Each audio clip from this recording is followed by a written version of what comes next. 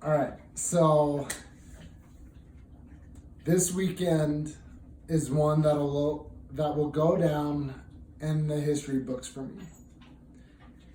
It will forever be ingrained in my mind, largely because of what this weekend means a year ago. One thing that people do know about me is that there is nothing I love more than being a father. That Maddox Danger is my world. And it's an amazing privilege that I don't necessarily feel like I deserve. And therefore, it is one that I will never take for granted and will always strive to do better. One thing that a lot of people don't know about me is that a year ago, on this weekend, I truly questioned whether or not her life was better with me in it. And there was so many factors going into my struggle and to why life was painful for me. And if I could have wrapped my head around it in a way that me not being here wouldn't have made her question whether or not I loved her, most likely I wouldn't be here.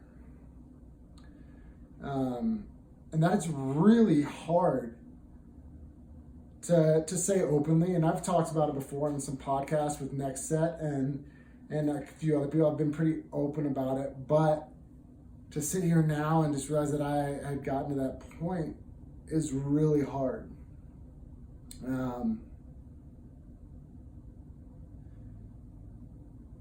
So often we have no idea what other people are going through.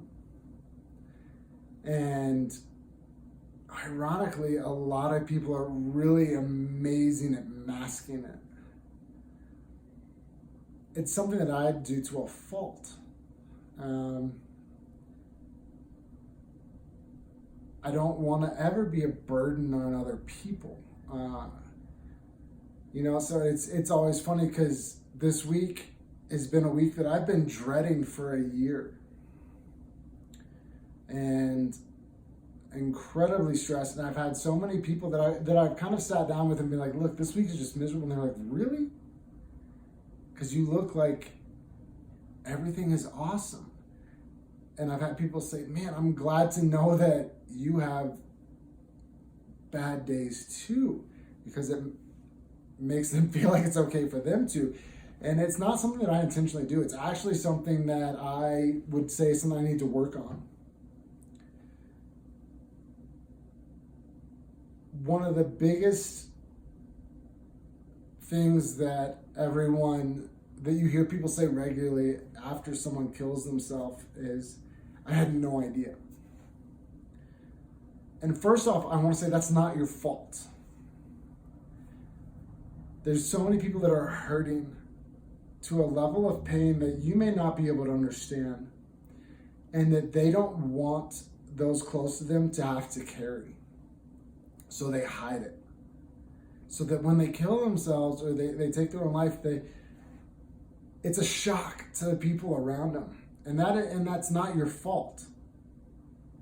That's not on you. And and again, it's really hard to wrap your head around sometimes, because so many people with social media and all this stuff, we are so good at putting on a mask. I had backed myself into a situation a year ago where I didn't know how to get out, and I truly began to believe that I was a negative part of people's lives around me.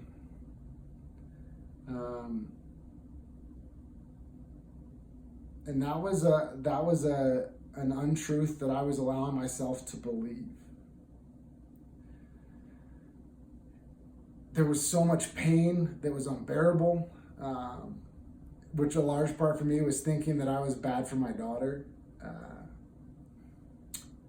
And that's the thing, guys, is that when someone takes their own life or is thinking about that, they're living with a pain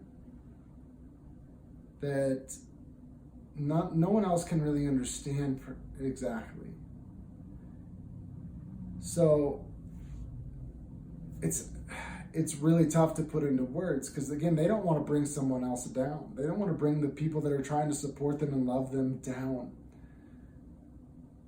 So I just want to be a person that reaches out to those that are around that and dealing with that. Of one, knowing that it's not your fault if you have experienced that loss in your life.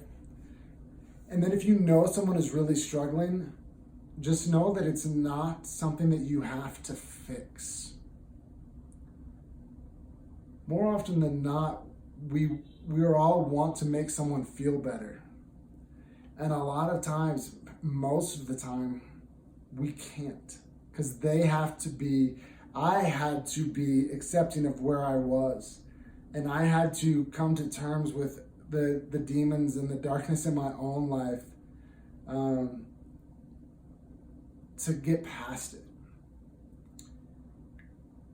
So often we hear, what could I have said to that person to let them know that I was there to support them? How could I have helped them? How could I have saved them?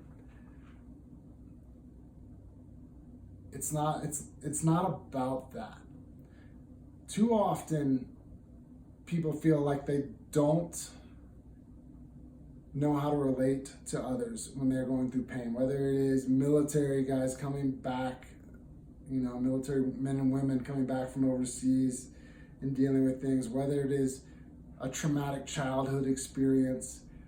The pain that they're carrying, they don't need you to relate. They just need you to understand that it is that bad and that it's okay to not be okay. Being a father, all I want to do is make sure that my daughter never experiences any pain in her life. I want to save her from every ounce of disappointment and hurt. That is my gut reaction, but that is not the best thing for her. She's going to have to learn to be uncomfortable. She's going to have to learn to deal with disappointment, to deal with bullying, to deal with people that don't like her. And this is a girl that loves loving people. When someone doesn't like her or gets upset at her, she is legitimately confused. She's only 4 years old, but she knows that she doesn't really understand that. And that is so hard to watch. We live such a life that is built around masks, like I said earlier, and social media and things that it's so hard to know where someone's coming from. One of my biggest goals is to have real conversations with people and share that I understand how bad it can be. That, yeah, it can feel unbearable and it's a pain that you can't live with. And a lot of times it is that bad. And there's nothing that anyone can say to change that. And you don't have to. So I want to encourage you all that may be around someone that you know is struggling, or maybe you yourself are struggling. If you're around someone that is, don't try to fix it. Just let them know that you're there and that you're sorry it's that bad. And it's okay. If you are struggling with it, whether it is something that happened to you, something that you did, whatever, I understand that the pain can be unbearable. And I'm sorry that you're going through that. What I can tell you is that a year ago, I didn't think I could take any more. 6 months ago, struggled still. Even today, struggled. I had the thoughts of, man, like I'm so bummed about the way that some things went and some of the choices that I've made in life. But it's okay. And I know that you may not feel like that sometimes. Today, I got to be out on a mountain bike, on a trail, miserably climbing through 4,900 feet of vertical dirt and rock and pedaled up this, something that I never thought I'd be able to do. Today was the first day out on the trail that I ran into so many amazing people that I really haven't seen much over the last year and a half, because I kind of pulled myself out of the mountain bike scene and stepped back because it was tough for me to be around it. I literally passed Scott, awesome guy, one of the most awesome, nice dudes that I ever got to work with in the gym and knew through some skiing stuff. And James and Ross. Haven't really seen James in forever, and Ross bump into every now and then, and it was just rad. I saw Phil coming up the trail, someone I haven't seen in 2 years almost. So awesome. And it was just Curtis, a guy that gets to help paralyzed athletes and just people get back to the most amazing life that they can have. Over and over and over, I bumped into people on this 30-mile bike ride. And I was just stoked to be out there. And I was so thankful that I was here just to get a hey. And it was so encouraging to me that in the midst of suffering and being out there and grinding, that's my suffering now, is pushing myself, pushing my body and my mind. And it was amazing to look at where I was a year ago, where I was like, man, I don't want to be around mountain biking. It's depressing. It brought up it was a trigger for me, to today, getting to push myself beyond physical limits that I thought, mentally as well, and see some amazing people. So with all that said, for those of you that are struggling, I'm sorry it's that bad. I understand. For those of you that are around someone that you know is struggling, don't try to fix it. Just accept that you don't understand how bad it is, and be there.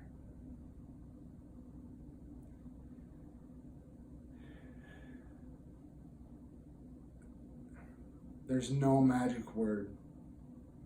There's no switch to flip. It just is that bad for some people. And it sucks.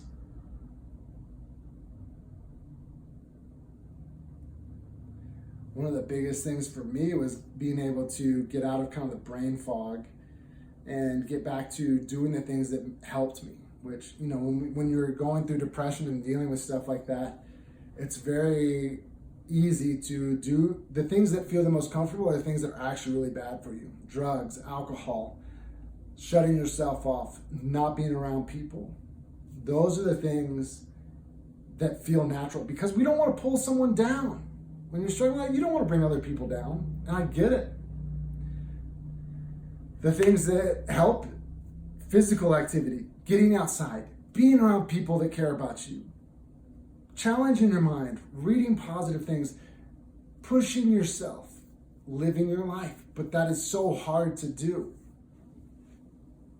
You go through all that stuff, and it's hard to turn that on. One of the things that I was super thankful for was being introduced to a supplement called Revive, which really helped kind of get me out of the brain fog and allowed me to just have the awareness to start doing the things that I wanted to do. So I loved that. And it was amazing to feel my brain start to work and do stuff again. And just feel like me again. So guys, I encourage you just to, if you're struggling, seek out help, talk about it.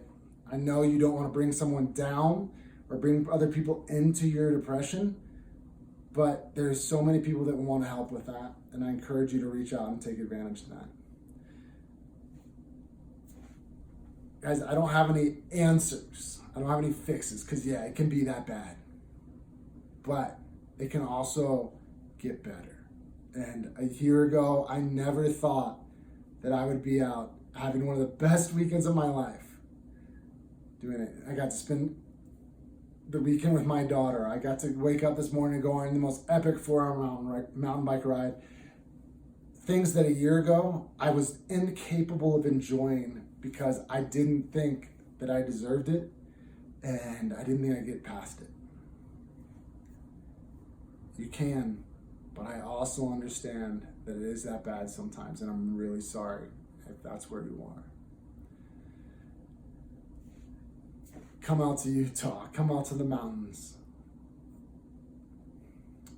You're not alone.